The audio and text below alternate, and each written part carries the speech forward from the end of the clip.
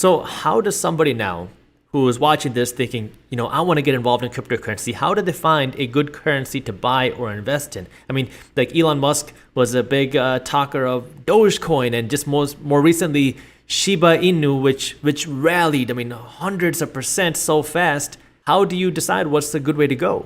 Simply, you go to how financial market participants look at risk. And this is a really good lesson for people, is when you're learning about something, allocate to the least risky asset to start with. Open a wallet, get some Bitcoin, get some Ethereum, get those two assets, understand them, understand how it transfers, how you store it. And by doing that, you'll suddenly start picking up on Twitter or Instagram or anywhere else. What are people talking about here? And then you'll start getting exposure to all these coins. And you're like, oh, I can't get my head around this. But let's say you want to go out on that risk curve and take a little more risk. Well, then the best way, what I did was like, I don't know which one of these is going to succeed and which is going to fail. So I'm going to take some of the middle to upper tier of these and just make an equally weighted basket.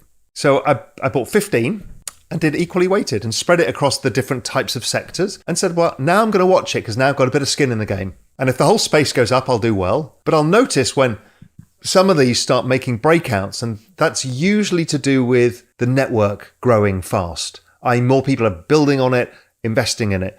Doge was an interesting case because the network purely came from retail investors. There was no use case. But then Mark Cuban looked at that and said, well, if there's a massive network of people who own this form of money, well, why not sell Dallas Mavs tickets and merch and take Doge? Because it's a whole new group. So now you've created an application.